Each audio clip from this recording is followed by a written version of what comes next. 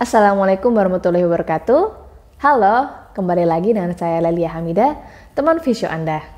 Nah, di sini kita akan mencoba ngobrol tentang emak-emak ya. Jadi dulu waktu saya sebelum jadi emak-emak alias masih single, ngeliat emak-emak tuh unik loh.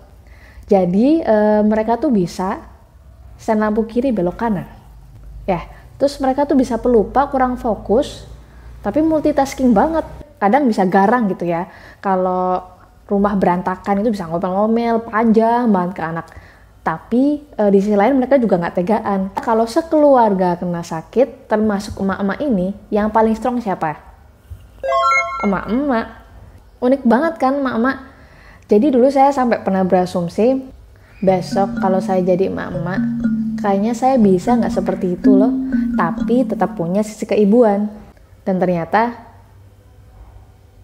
nggak bisa. Itu tuh udah satu paket. Jadi itu adalah fase yang harus kita lalui ya. Pastinya ada dampak negatif dari perubahan itu, tapi juga dibarengi dampak positif yang tentunya membuat kita, membantu kita menjadi sosok ibu yang lebih hebat. Dan perubahan itu nggak cuma terjadi pada bentuk tubuh kita, ternyata juga berdampak pada struktur otak kita. Jadi nanti kita akan bahas satu persatu.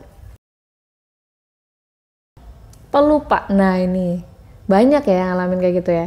Nah kita amati dulu emak-emak nih lupa dalam hal apa. Kalau yang saya amati itu emak-emak sering lupa berkenaan hal yang di luar urusan rumah tangga.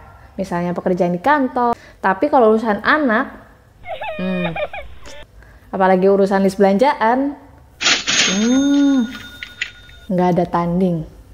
Nah hal ini diduga terjadi karena adanya pengurangan materi abu-abu atau gray matter yang ada di otak. Berita baiknya, otak kita malah menjadi fokus membentuk sinaptik atau koneksi atau sirkuit baru yang membuat kita lebih care, melindungi, dan merawat bayi kita. Intinya kita memang kehilangan beberapa gray matter, tapi kita dikasih kesempatan untuk mengasah dengan menyambung sinaptik baru atau sambungan baru di otak supaya kita lebih terampil menjadi seorang ibu. Tidak hanya terjadi pengaktifan koneksi baru atau sinaptik di otak, tapi juga terjadi perubahan struktur fisik dari otak itu sendiri. Nah, ini benar-benar struktur fisiknya yang berubah ya. Masya Allah. Perubahan ini terjadi pada bagian korteks prefrontal, kemudian parietal, sama otak tengah. Nah, bagian otak yang mengatur empati, kemudian cemas, dan interaksi sosial ini menjadi lebih kuat pada fase itu. Dan di fase ini kita mulai tertarik dengan makhluk kecil ciptaan Tuhan, yaitu anak kita. Empati itu yang membuat seorang ibu menjadi lebih tanggap kepada isyarat yang diberikan oleh bayi, misalnya menangis, kemudian meringkuk, lapar, ngantuk, dan sebagainya. Dengan sigap, kita bisa memberi apa yang diinginkan oleh si bayi. Serta seorang ibu akan selalu ingin melindungi anaknya, ya, karena mulai tumbuh perasaan cinta kepada anaknya. Makanya kalau kita lihat emak-emak itu kan biasanya parnoan gitu kan ya. Banyak banget postpartum syndrome kayak baby blues gitu. Setelah melahirkan kita bisa terusan mikirin bayi ya. Misalnya, bayiku asinya udah cukup belum ya? Kok tidurnya ngorok? Kok belum pup ya? Terus gitulah dan sebagainya lah. Kenapa bisa demikian? Karena ada bagian di otak yang berfungsi membentuk perilaku keibuan. Salah satunya adalah amigdala, yang beberapa fungsinya adalah mengendalikan reaksi emosional seperti takut dan cemas. Nah, that's the point. Nah, dan semakin aktif bagian ini, maka seorang ibu akan menjadi lebih sensitif terhadap kebutuhan bayinya. Nah, kalau ngomongin tentang cemas, takut sebenarnya itu kan suatu perasaan yang normal, proses yang normal. Tinggal penerimaan kita personalnya masing-masing bagaimana. Misalnya kalau personalnya plekmatis, tentunya lebih mudah ya, mungkin lebih balance. Dia juga lebih aware terhadap bayinya, tapi kalau misalnya personalnya melankolis, nah melankolis itu kan identik dan pemikir dan perfeksionis, nah itu kayaknya agak sedikit berat. Jadi memang butuh support system yang bagus gitu. Pertanyaan ini agak menakutkan sebenarnya kalau menurut saya ya.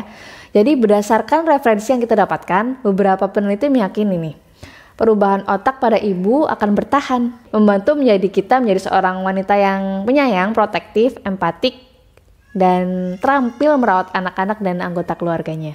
Tapi kadang kepikiran juga gak sih ya, otak yang selama ini kita pakai setelah melahirkan ternyata berubah. Dan itu berpengaruh pada cara berpikir kita, memori, pengambilan keputusan, emosional kita. Dan itu pasti membutuhkan waktu yang cukup lama untuk bisa menerima itu semua dan beradaptasi dengan semua perubahan itu. Nggak apa-apa. Kita mungkin kehilangan sesuatu untuk mendapatkan sesuatu yang jauh lebih baik. Nah, semua proses itu akan membantu kita menjadi seorang ibu yang hebat. Oke Sobat Visio, sekian. Terima kasih telah membersamai kami, khususnya para emak-emak nih, pasti banyak emak-emak yang nonton. Tapi buat Anda bapak-bapak juga ini bagus untuk pengetahuan bapak-bapak, jadi lebih bisa menerima keadaan istri Anda. Nah, sampai ketemu di video selanjutnya. Wassalamualaikum warahmatullahi wabarakatuh.